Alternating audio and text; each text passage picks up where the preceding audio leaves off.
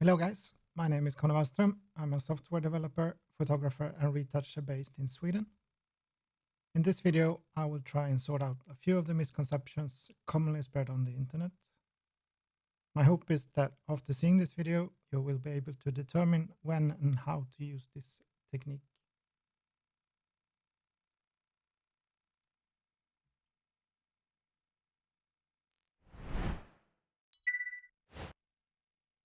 So, what is frequency separation? It is a way to split an image into multiple layers based on blending modes or frequencies or something else. Most people are familiar with how blending modes for color and luminosity works. So I'll show an example here where I have an image that is identical to the original, but it's two layers. One is the luminosity, like this. And then on the second layer, I have the color. And the color looks like this. So when I'm using the blend modes, I end up with the same image as the original, and I'm able to work with multiple layers. Frequency separation works the same, except that we use filters or manual tools to separate between several layers. So if we look at Gaussian blur, which is the most popular one because it's a linear one, I'll explain more about that in a bit. But if we look at this one, I've done a frequency split with a radius of Gaussian blur at 15%. I have a low layer and a high layer. And the low layer is just a blur for 15%, like I said. So if we look at it closer, it's blurred. And if we add the high frequency back, we end up with something that looks like the original. And if I go to normal, this is my high layer. So this is actually the difference between the background and this blurred one. And then we end up with the high frequency. And then we blend it using linear light. Since if we look at it again, the brighter parts, it's also color in this one, but the brighter parts are going to get brighter and the darker parts are going to get darker. And as we can see, it's done on the smallest level, as in 100%. So that's why we have the details, the finest details in the high layer.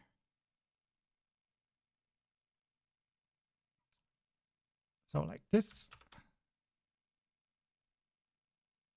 And if we look at it, if I draw it up like this, if we imagine we have the frequencies here, which is the radius in the Gaussian blur, then we have the finest details at 1 pixel right here. And this is the whole image size, or if you were to blur the image so hard that it ends up all the same, this is the other end. So it's kind of like X, but.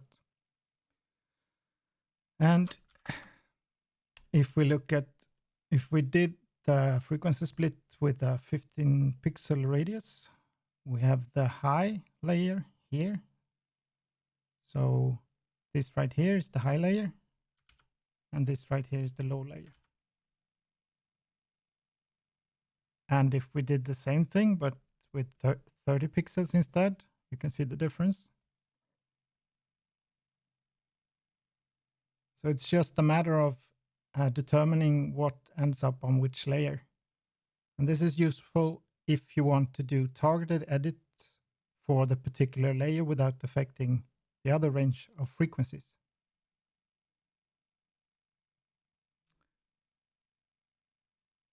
And like I said before, the high layer is the difference between the low and the high. And we reach to this point by using an apply image, where it takes this one and applies it to this one. I'll show it more in detail later.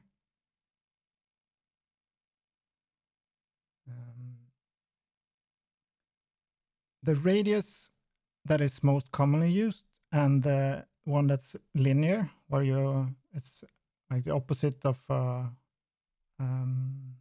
proper high pass. It's Gaussian blur, so that's why it's the most popular one, and it's the one that matches like the softness in brushes and stuff like that. But we can also use other filters to achieve a different split. So if we use median instead, which is a popular choice because the edges end up on the low layer, it will look like this. You can see the edges are preserved here, but at the same time it does it doesn't do as a good job to separate based on the softness. So it takes a bit of the edges and a bit of the texture. Some of it is on the high and some of it is on the low.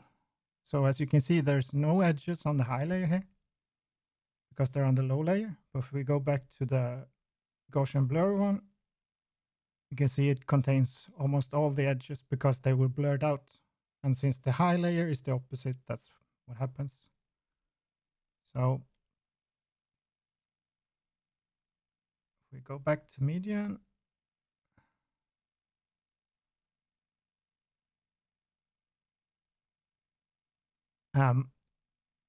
we can virtually use any filter we want, and we can also use manual tools to do this. I can show you that later as well, but here's a crazy example of a weird split where I used spin blur,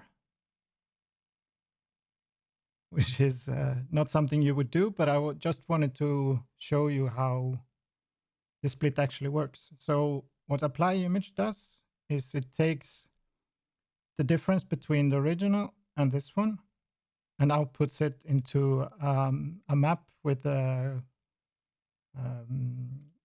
colors that needs to be darker and brighter and everything. And then we end up with the original. So it's quite crazy, but this is the opposite of everything that we destroyed. But I think it's a good thing to know that the high layer is the opposite of whatever we do on the low layer. And we can use this to our advantage. Like if we want to target specific range of frequencies, or we want certain stuff in the low layer or in the high layer, we can then make sure they are preserved or removed from the low, and then we know it's going to be the opposite in the high layer, or the difference, so to speak.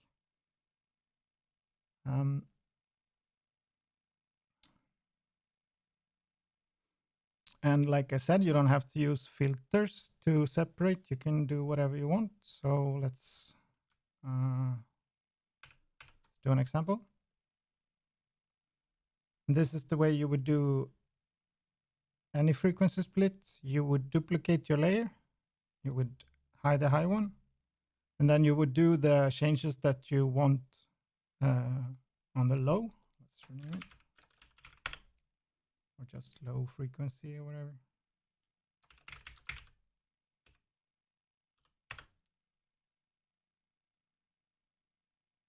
We might as well rename this one.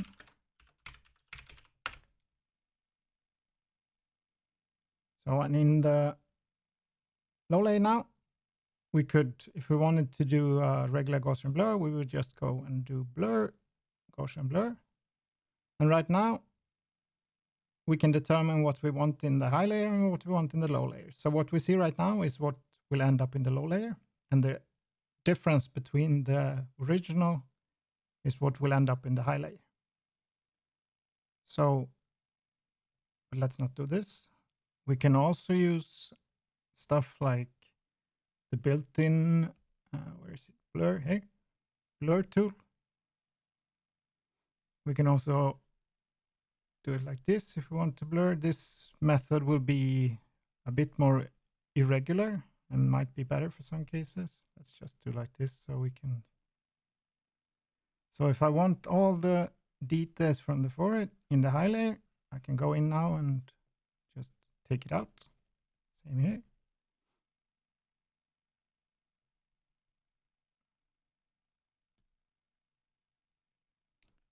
Okay, I'm not going to spend too much time, but and then maybe we want the details of the lips without destroying the edges. This. Now, it's not a big difference, but, and you probably can't tell even on the video. Let me try and do it more heavily. So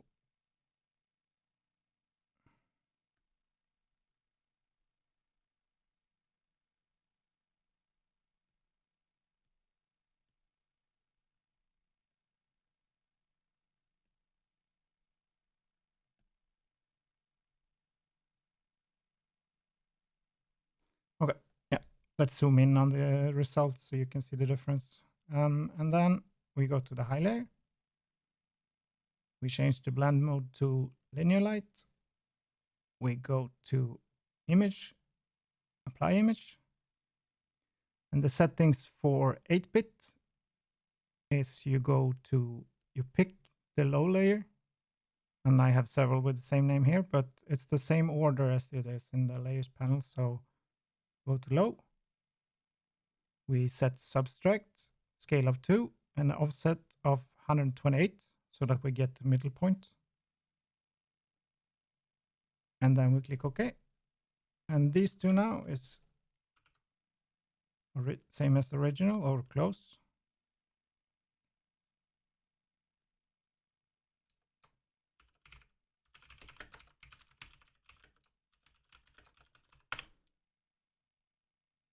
And now if we look at the high layer, should be some details. So let's see. Not sure if you can see. Yeah. So this is the everything that we removed by blurring manually on the low layer, which is quite useful. Now you can you controlled exactly what you wanted on the high layer.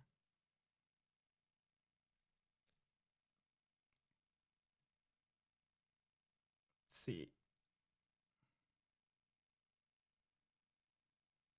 All right. So if we go back to the graph, there's another important aspect that most people miss about frequency separation, or if you work with frequencies, and that is texture is not only the finest details. So for to get a realistic texture, you need the whole band of frequencies. So if you do like some of the popular skin smoothing techniques that frequency separation is known for, you would split that 15% so you get the high here, and then you will go to the low layer and apply filters. Let's say we do, if we applied 30% blur to, or 30 pixel blur to the low layer, then we would squish or take away these frequencies. They're gone from the image completely. So the problem with that is that now most people, and the common misconception is that the high layer contains the texture. So people think they can do whatever they want on the low layer because they're still keeping the details. But now here's the thing. If you zoom in your image,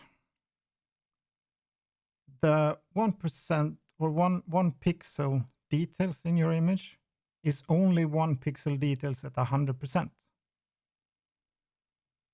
And so let's see, let's just do, oh, we can keep it maybe. Okay. So if we have the Gaussian blur frequency right here, like this, the finest details are only at 100%. So, and at this range, it will look horrible if we remove these frequencies. But now if we zoom out, let's go to 50%. Now the finest details are no longer visible. You can see it's a different view of the image.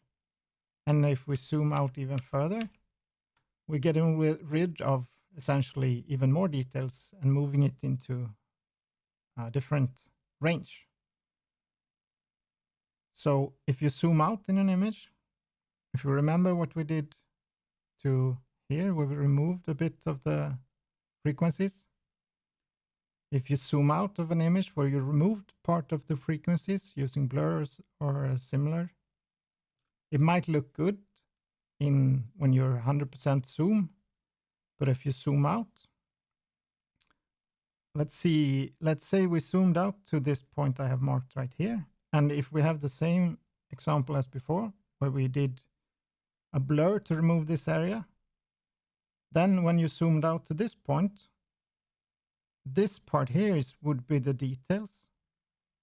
But since we removed them, we no longer have the details of our image. So it looks blurred or smoothed out, like airbrushed.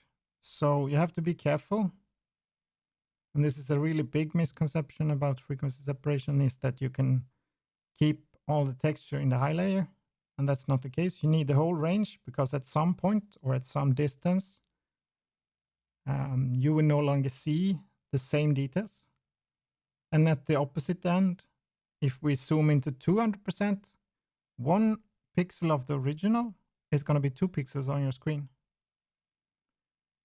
And it's not only zoom level, it's also the size of the image that you're seeing it at. So if you print something really big with a high megapixel radius or high resolution, you will see different details than if you print it small. And it's also about the distance that you're viewing the image. So I think a lot of people have done retouching. It's not only frequency separation, where they worked quite hard on dodge and burn, and they did a mistake about staying zoomed in too much because it looked good at 100% zoom. And then they resize it and upload it to Facebook, and the skin looks blurred and like airbrushed or way too smooth, like a plastic doll. And that's because they worked with the finest details, and the details are there, but when the image is resized, the middle frequencies, or like they were removed, or at least worked on too hard, so it looks really fake and plastic. So to reiterate, if we did the popular version where we did a split at 15 pixels like this, and then we did a blur to the lower layer, 30 pixels, then we're removing this area right here, or essentially just transferring it, but it's empty. It's kind of like a gap in the histogram if you compare it to like light levels. But then if we zoom out to a certain point, this point right here, then we no longer have any details until we get here, which is then the image is destroyed basically. But you can't see it if you're viewing the image at 100%, because this area is really hard to see. So you have to be really careful about frequencies when you're retouching, guys. That's why zooming in and out is really important. And if I'm doing any more like heavy-handed retouching, and that's what I call when you're using filters, I try and be really zoomed out, because at that point you will be able to see the image in a different way. If you're zoomed at 100% and you're removing frequencies that are bigger, like 30 pixel radius or something like that, it's almost impossible to see the difference on your screen. So that was a lot of information. But zoom level is super important, and frequency level or frequency band is super important as well to know about. And let's see if we go back to this one. Let's see if I missed anything.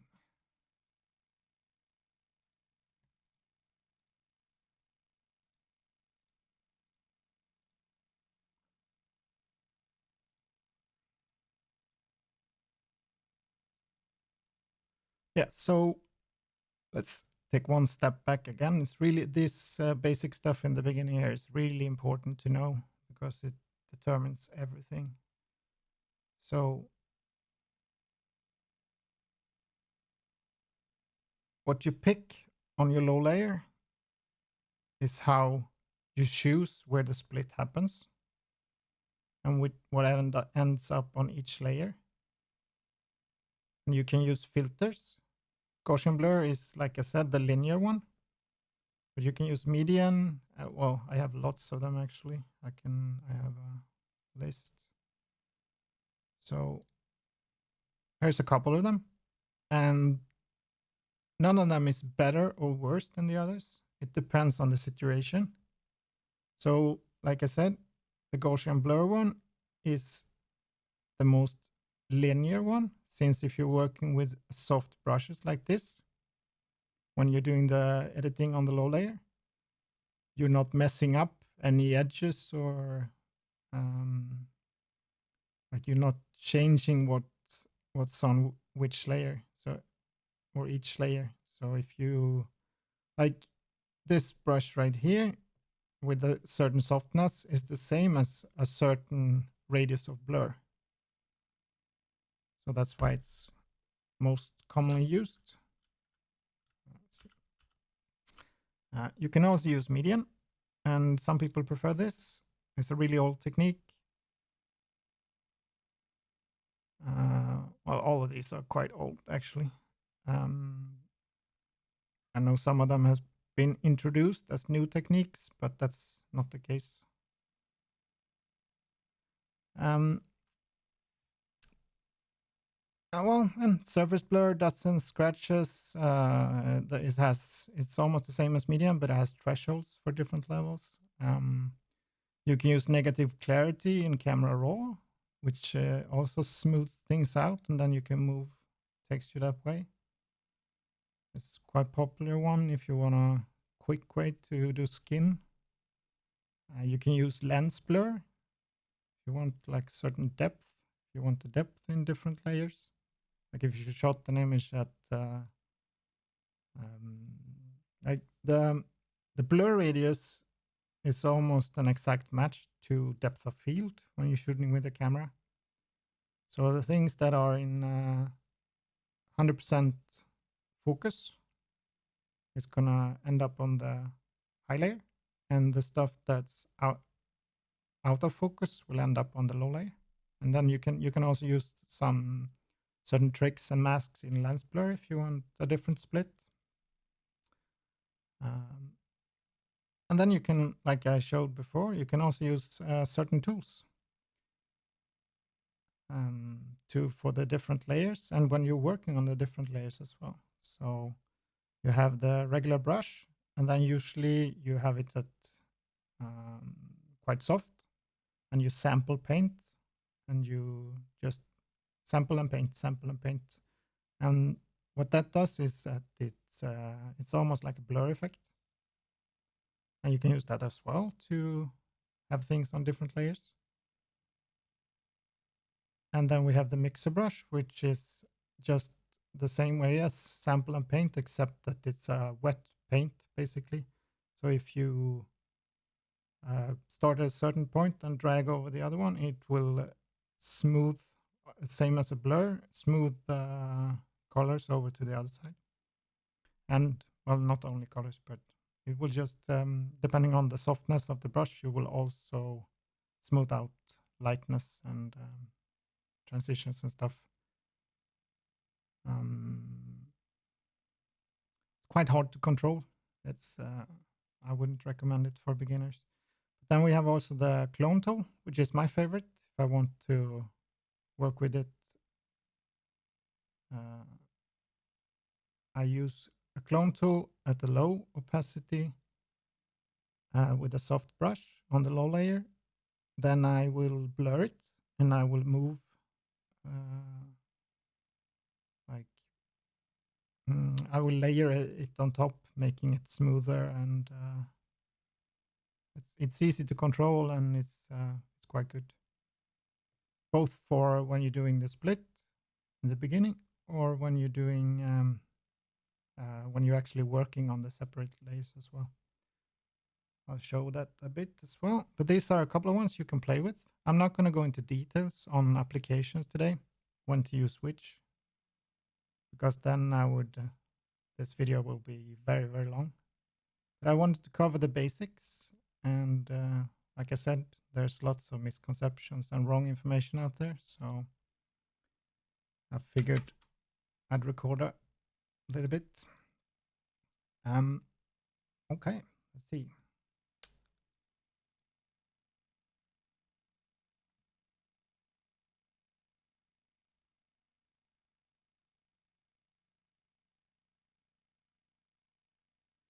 Yes, so precision is a big topic as well.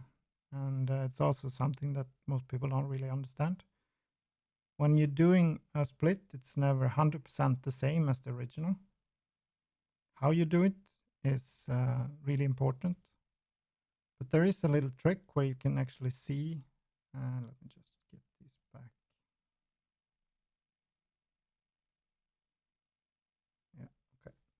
So there is a little trick you can do to see how much you actually changed the image when you did the split. If you, let me delete this and show it instead. So if you have the background or the original, if you duplicate it, you put it on top and you change the blend mode to difference, like this.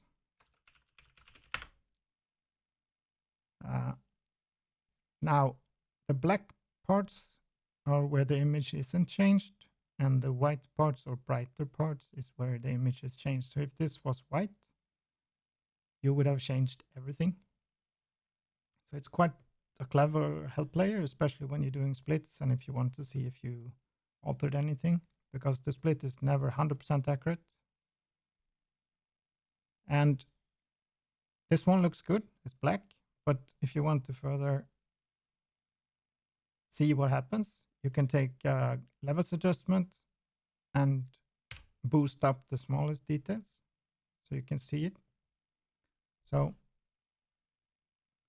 these two now, if I'm looking at, right now I'm looking at the Gaussian blur version like this. Now I can see the difference. So before, the difference between the background, which is the original, and the difference is exactly 0. There's no difference because I did a copy.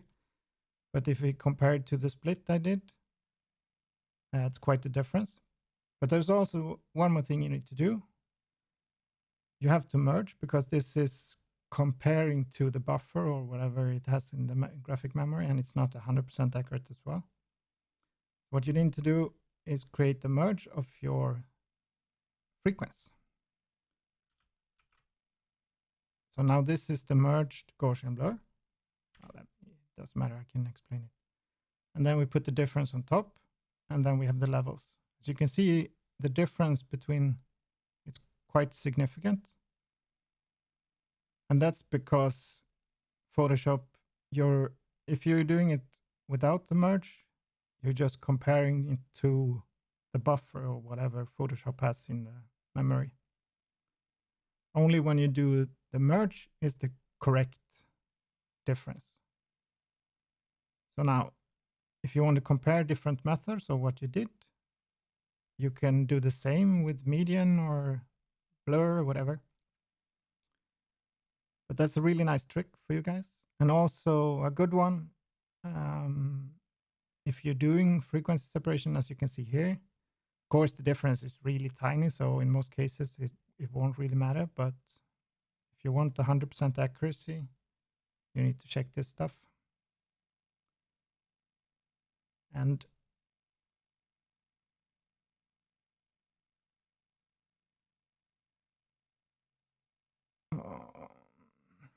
yeah. Yeah, that's a small trick using the difference layer. But remember to merge so you can see the difference. And one more thing I would advise is if you're using a frequency separation for editing a certain part of the image, when you have it in a folder, you can add a mask. Actually, a black mask is best.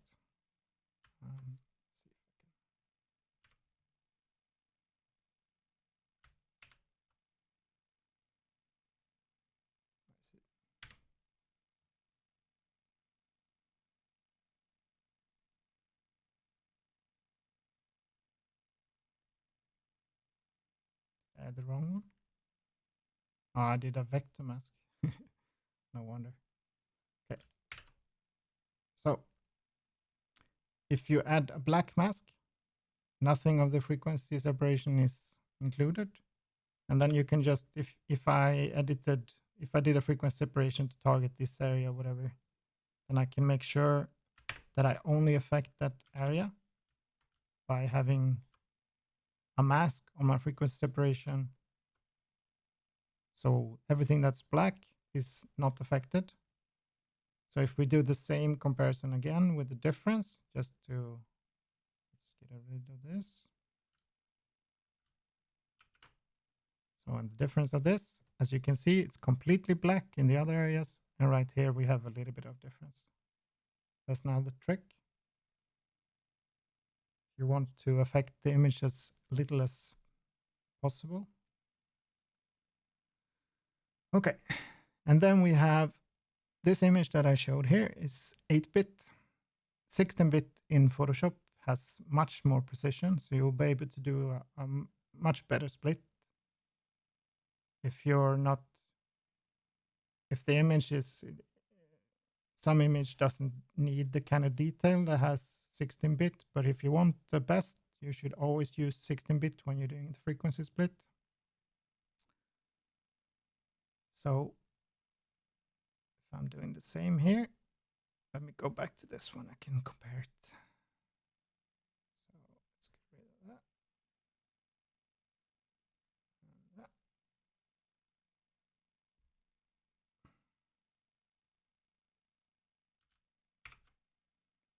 So that's the merge, and that's the difference.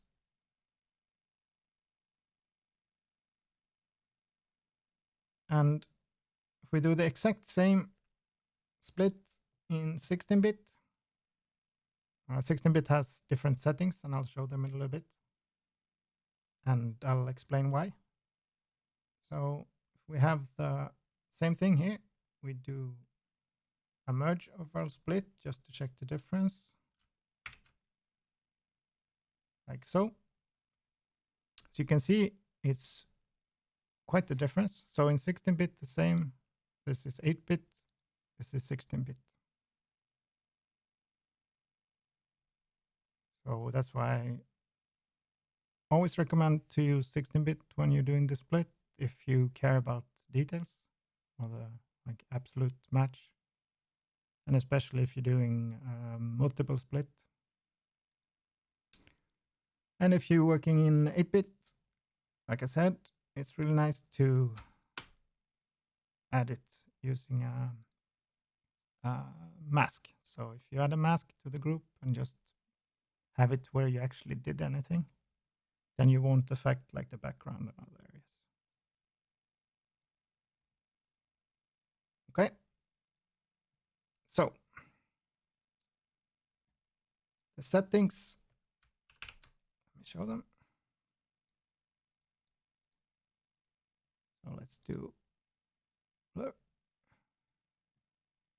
So if we do just 15%, 15 pixel radius on blur here again, take our highlighter, same as before. We change it to linear light, and we go to image, apply image, and we select the background copy layer. Now for the settings for 16-bit is a little bit different. We go to invert, we do add, scale of 2, and offset of 0. So, and now we have something that looks like the original, like the one I showed up earlier with the difference.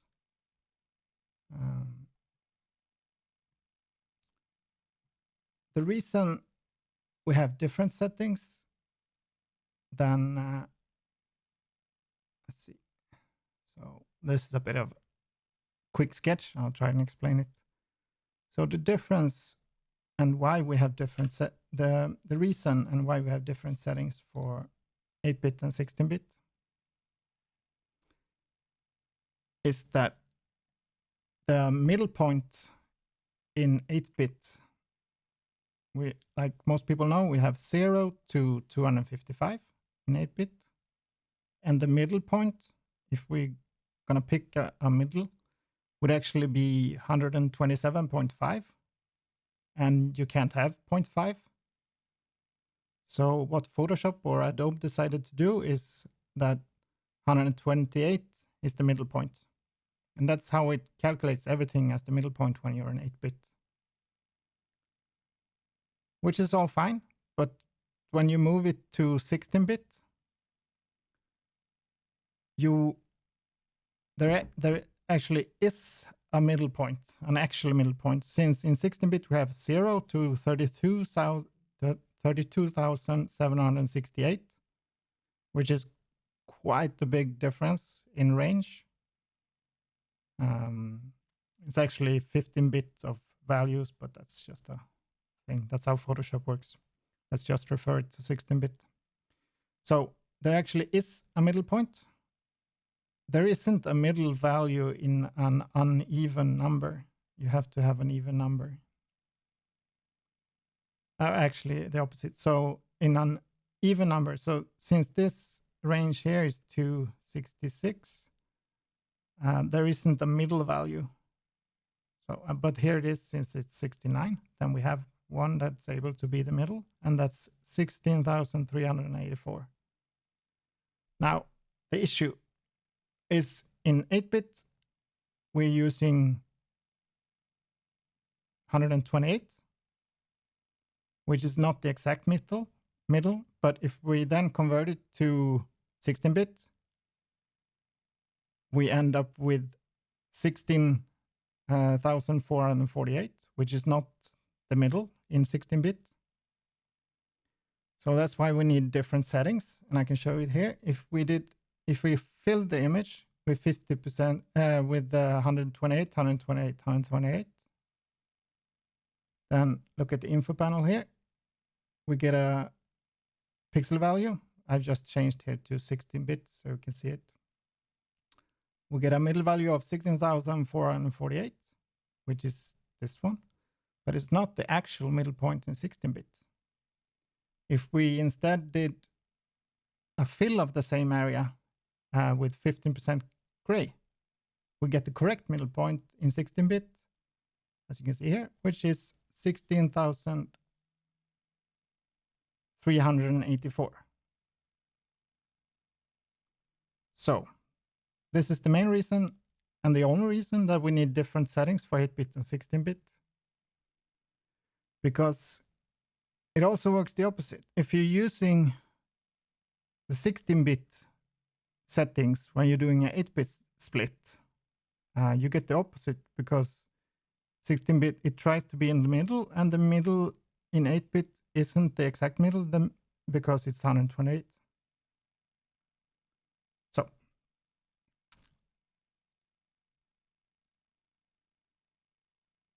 that's why we have different settings for 16-bit. And to show the difference, like I did before, if I remove this, I've done an frequency separation this is also 15 pixel with 8-bit settings in a 16-bit image. And then I do like before, I merge this just so I'm able to see the difference. And I'll view the difference. And I zoom in, or actually I don't have to zoom in. You can see it's gray. And that's exactly why, because now when we did the 8-bit settings, we're increasing all the levels because we're using a different middle point. So don't use 8-bit settings on a 16-bit image unless you want it to shift in lightness. Okay. Good. Now let's see if we can work on something. I'm jumping back and forth a little bit, but there's so much just to explain. Let's use our 15 here.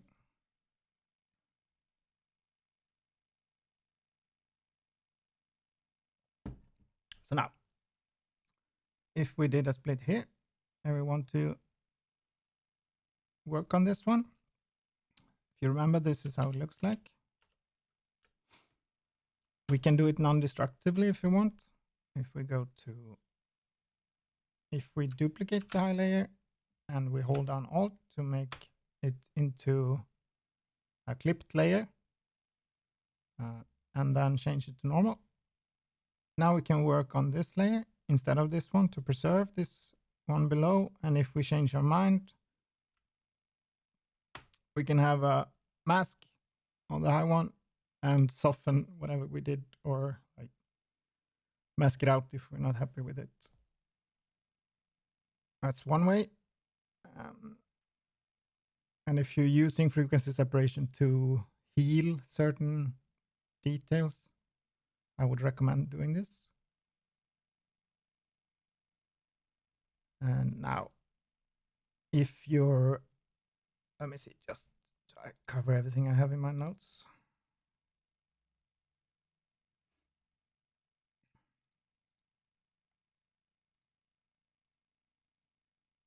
Yeah, there's one more thing. If you're working on the, let's go back to this one just in case. If you're working on the high layer here, it might be hard to see what's on it because you're working on fine details.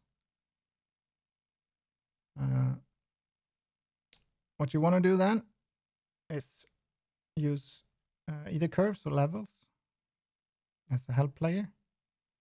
You can boost the contrast by going like this and then clipping it, this one, or actually just having it above and have it, this one set to normal. Maybe we don't want to change the overall brightness. You can see in the histogram here is the levels. So if we go to this part, and we probably don't want to go, so we take away details. Now we added contrast to the range that is in the actual split. So this help layer here can help us if we like to have it set to normal when we're working on this one. So if I'm cloning here or healing, I'm able to see what I'm doing more clearly.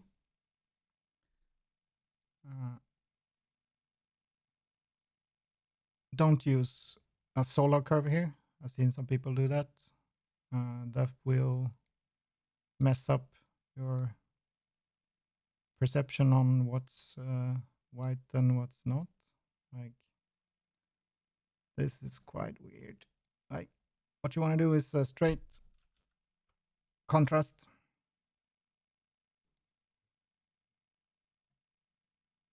Okay.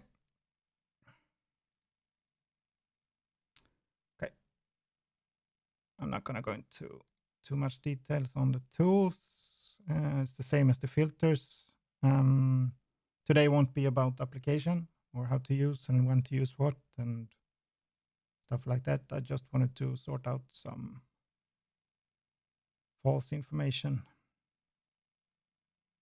Okay. Yeah, back to linear light. Now, if we want to work on the low layer, right, the most famous method of frequency separation is why it has such a bad rumor. What people do is they do a split, like I said before here in the graph, and then they apply filters to the low layer. And it will look good if you're zoomed in, but when you're resizing or zooming out, it will look horrible. It will look filtered and really bad. Now, of course, if you know what you're doing, you can always use these techniques to your advantage, but this is something that, like, blurring and smoothing with automatic methods is something that's most common by beginners. And beginners don't have the eye to be able to determine what looks good and what does not, and they're usually zoomed in way too much. So that's why frequency separation has such a bad rumor. But the technique in itself is really good. You can do lots of cool stuff, and if you know what you're doing, just the thing about being able to separate between two layers is really useful. For healing and cloning, I rarely use it because if you do it like this, like before, and you're healing and cloning on the high layer, you won't actually affect the stuff that's in the low layer. And like in pimples and a lot of stuff, it's you're not gonna get everything, like certain color and stuff is gonna be on the low layer.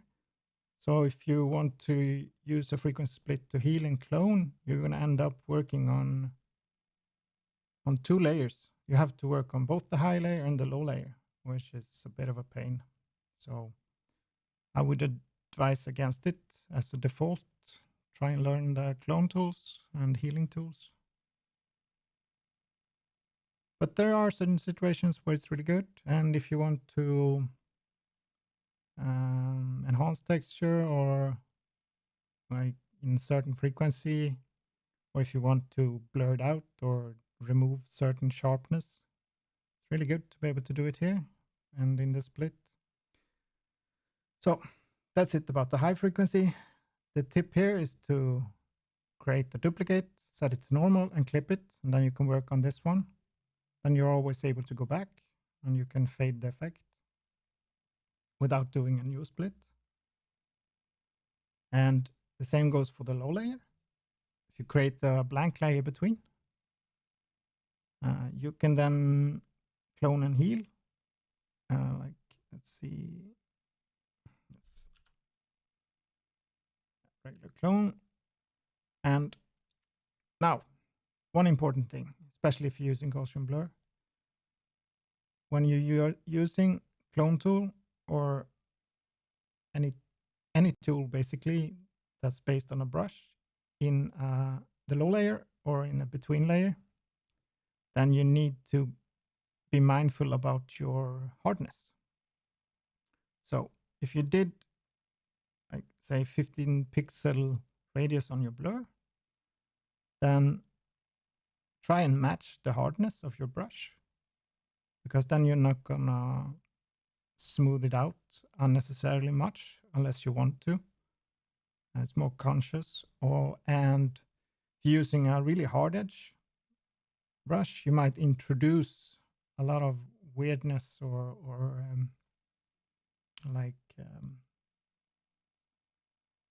flaws that weren't there. So when you're working on the low layer, try and always use a soft brush and match it to if you want to soften it or keep the same thing goes about flow and opacity. I'm sure people know about that already, but so if I want to clone here, I would set it to current and below, because then everything I clone until the middle layer here, I can call this clone or whatever. Everything I clone there will be copied from the low layer. Let's see. So, and so if there's certain transitions that you want to smooth out, using the clone tool is probably one of the best ones and the one that's easier to control. You would sample an area like before and maybe work with lower opacity so you don't do too much at the time. And then you sample here. If I want to, like, I don't know, there's not too much to do in this image. It's not a good example, but if I wanted to move a bit of this shine towards the center of the image on this transition here, I would sample, clone, sample, clone, because every time I'm moving a little bit, I'm smoothing it a little bit. So, and then it ends up on this layer. It's really soft, so it's hard to see, but yeah, that's a good method. I can show some actual retouching in another video if enough people show interest in this one. If you let me know, I'll do a specific video on each of the different topics. Like if you want to know how to get rid of wrinkles in clothes or smooth out certain frequencies in the background or yeah, whatever. I can do that later. This video is more about all the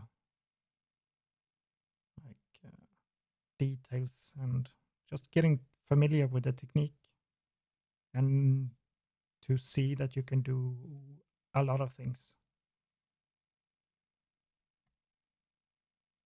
Okay, so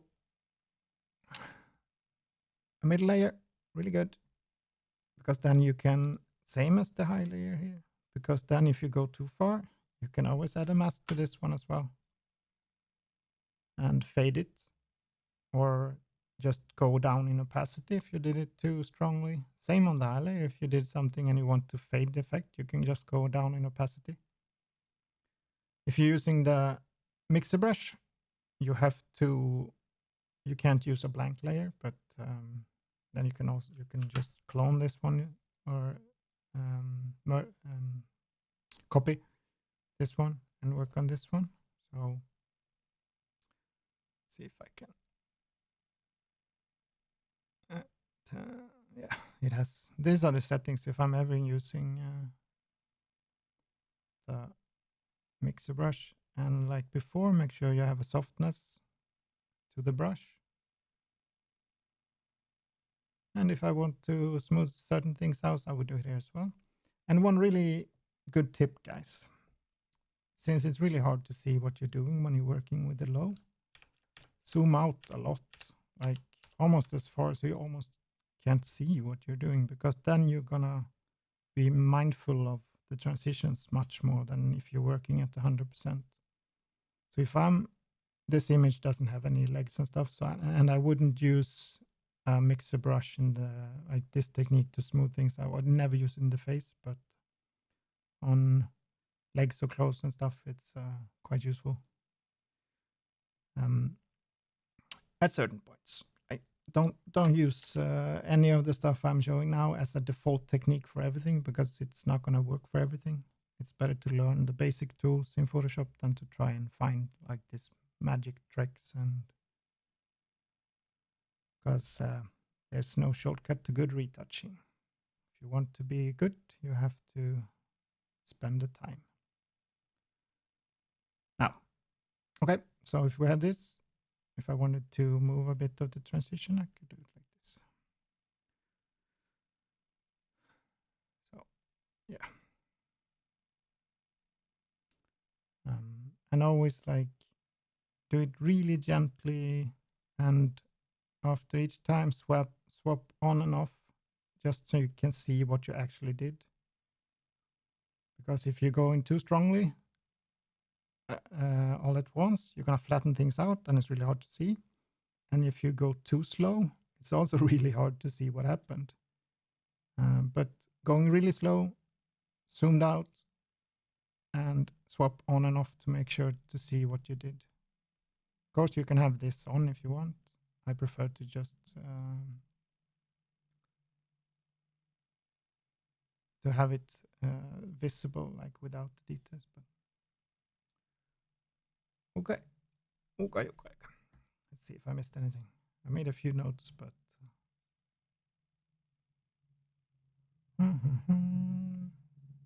yeah. One more thing that I see people do is sometimes they have like this middle layer. Let's get rid of this just in case. So they have the frequency split. They add the layer between. They set the blending mode to color. And then they do clone work and stuff to work on the color here.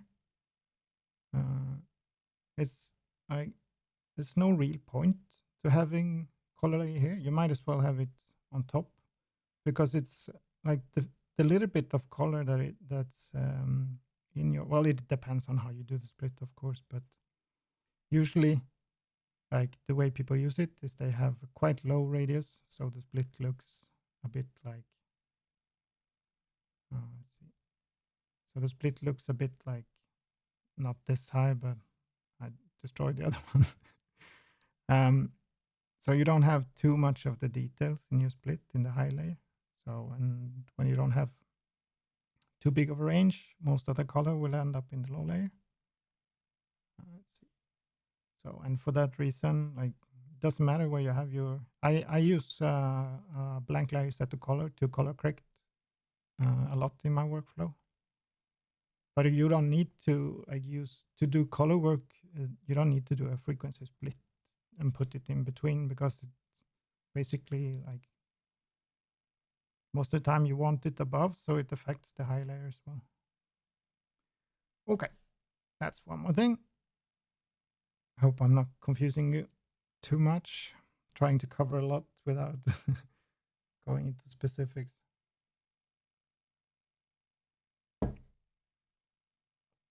Okay.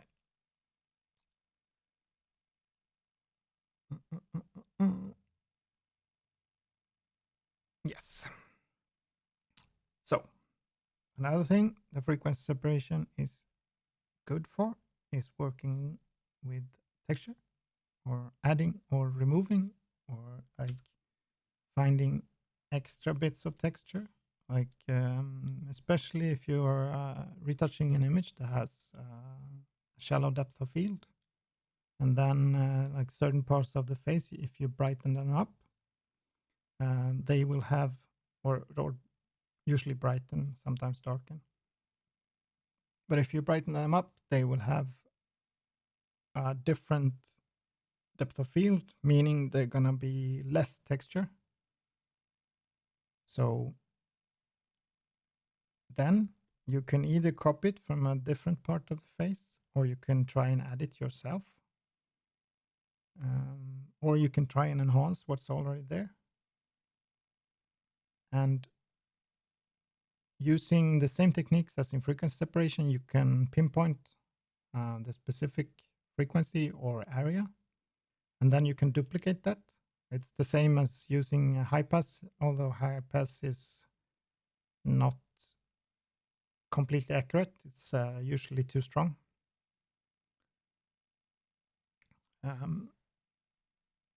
Although you can use a trick to make sure the high pass is not as strong, or more like an apply image, as the opposite of blur.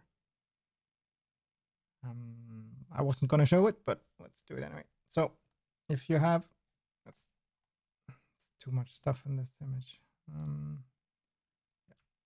So we have just a background copy, and then go to is it adjustment, brightness, contrast. And then you click use legacy and -50 in contrast. If you do this before you do the high pass filter, it will be almost the same, or really close to as using the apply image. So now we go to other high pass. I don't know if I used, I don't think I used that much, but let's see. Let's just try and do so like this. So this high pass is not over exaggerating, and I know a lot of people do this when they're sharpening, because then you can stack things on top without going creating artifacts or halos and stuff like that. For regular sharpening, though, the built-in filters are really good in Photoshop, like Unsharp Mask and Smart Sharpen. Those are the tools that I use for sharpening. But if there's like certain things you want to do, if you want a certain frequency to be enhanced, but not the finest details. Let's say I lost a bit of texture in the between 15 and 30.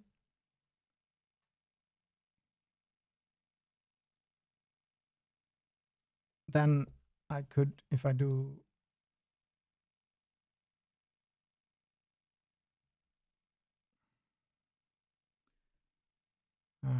so if I do like a regular split, see, let me think how it can explain this more easily. So if you want to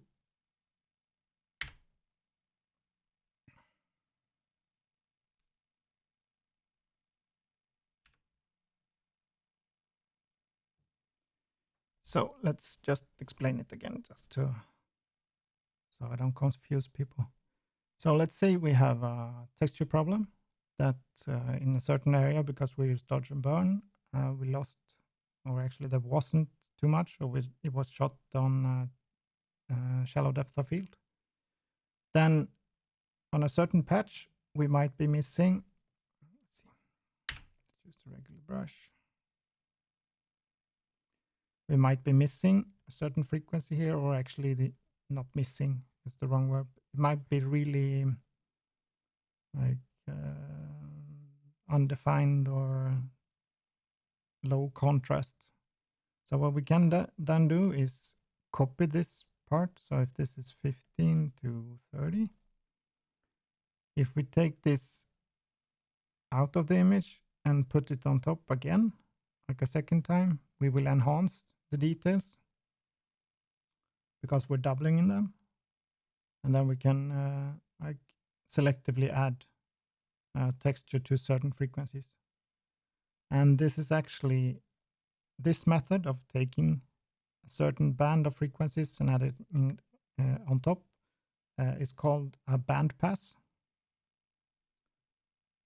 So band pass is taking, oh, actually I did this before. It's taking a certain frequency and putting it on top. And then we have the opposite of a band pass, which is band stop.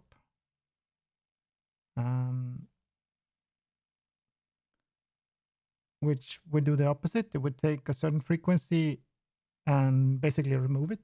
It stops this frequency from happening.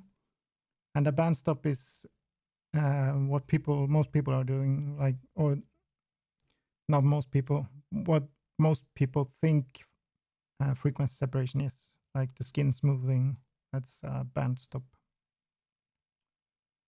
Just wanted to mention this too because it might show up in certain discussions. Yes. So, and how would you do it? Either you do a frequency split like before, or you use the high pass, and then you add, if you do the high pass first and then add blur on top, then you end up with the middle frequencies. Or you can do a split where you do multiple splits. So this might look a bit complex, but I'm gonna show it anyway. You can skip this part if you think it's so if we do blur, Gaussian blur, start with 15 because that's what we want to annihilate, and then see if I can do this correctly. It's a bit of a steps. I have tools to do this for me, so I usually don't do it manually, but I'll try. Apply image. We have, yep, and of course, which one is it? Copy. And these are the 8-bit settings now. So like I said before.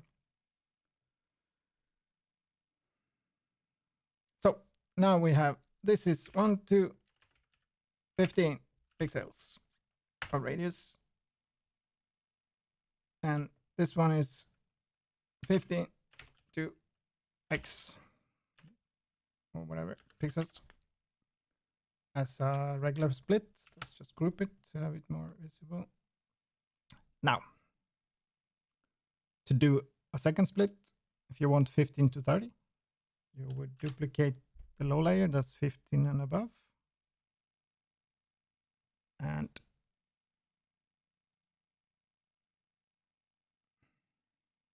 you add even more blur. Bonk. Actually, this one should have been like this. Okay. Now, same again.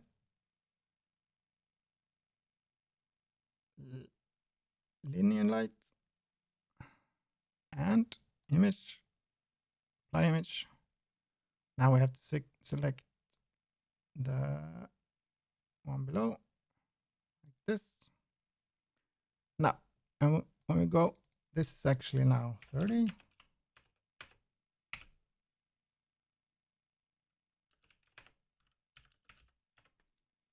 And this is 15 to 30. Or, yeah, close to it. So now, as you can see, we did a split with 3 and it's same as the original or close. The more splits you do, it's going to be harder for the image to blend together as the original, so you have to be careful. But now when we have the range here that we want, if we duplicate this one, we double the effect of this range, and we can add a black mask. And now if we have any certain area that's missing this range, or it has low contrast or low detail, then we can have this extra layer I created and just paint in on the mask where we want some extra.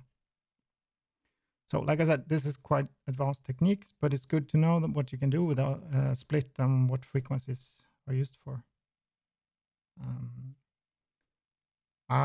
It looks really advanced when I'm doing it like this because most people have actions, and I'm doing it manually because I wanted to show you. I have it in my toolkit, which is a tool I created for retouching. Not going to go into details on what it is now, but what I do if I'm ever using it is I just click the frequency separation, like, and maybe 15 on the I one. Then I just disable this one, and I do another one, and 30. And there I have it. Now I have my 3 split with just a few clicks. So yeah.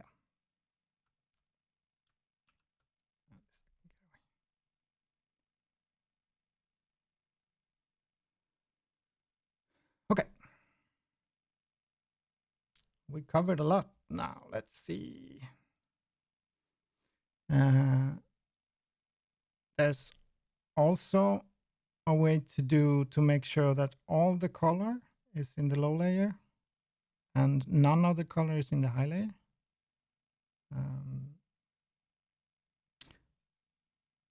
But I'm not going to show how, because that's that technique is I rarely use it. It doesn't have that many uses because you usually want, even though it's not a lot, you usually want a little bit of color in your high frequency because that adds to the available range a bit, like in the transitions.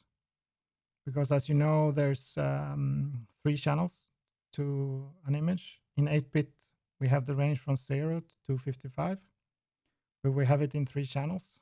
So if you get rid of all the color in the high layer, you're not gonna have the same range of transitions. So it kind of degrades the image more. That's why I don't use it, but it's good to know that it exists. All right. So what's frequency separation good for? Yeah. What I use it for, as I consider myself fairly advanced. I use the same techniques as most professionals, or sometimes a bit more advanced because I'm a technical guy. And I use it for mostly clothes, like wrinkles in clothes, smoothing up backgrounds, sometimes legs, because there's a certain blotchiness, and legs doesn't matter if they're quite smooth usually. We're used to seeing that. I rarely use it on the face, but that's mostly because I'm quite fast with dodge and burn, because I have lots of practice. And yeah, it's good for targeting banding. Some certain banding is in a certain frequency, or moire, or how will you pronounce it in English? Moire, maybe.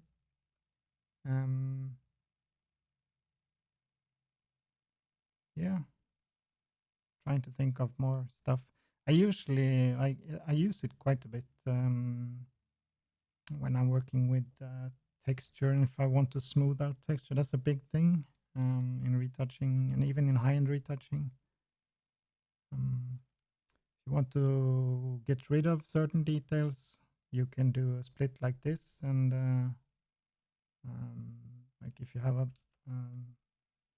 white mask, you can go in and paint black to get rid of it. Like this is obviously really ugly, but just as an example.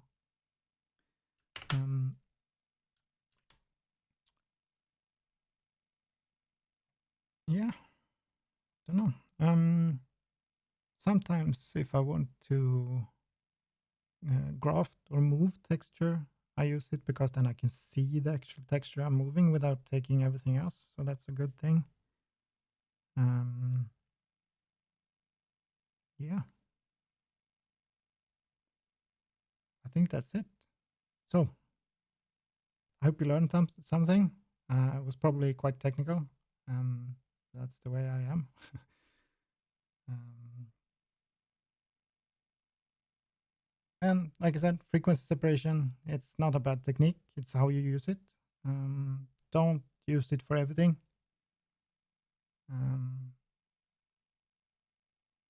If you're a beginner, try and learn dodge and burn first, because it's a much more professional technique. This is a shortcut, and the shortcut's really good sometimes. But using shortcuts is dangerous if you want good result, and especially if you're a beginner, your eye is not as good at like seeing what's good or bad. That's like a big pitfall. So try and stick to dodge and burn. It's my advice. And everyone else, don't talk bad about frequency separation, because the technique in itself only splits in several layers. And if you have good control on what it does nothing, or actually not too much. Yeah. I also stream live sometimes. If you have any questions, you can come to my Twitch channel. And you have it should be like below somewhere is the Facebook address. You can go to my Facebook page to see when I'm gonna stream, and then you can come ask me questions. And if you would like to see, like I talked about before, if you want to see certain applications of all these techniques, I didn't do any actual retouching now. This was more of a technical video. There's certain things you want me to show, give me a comment, and please like, share, and subscribe. The more people that show interest in this, the more likely I will do the second part or talk about something else. All right, guys, and see you next time. Thank you for watching.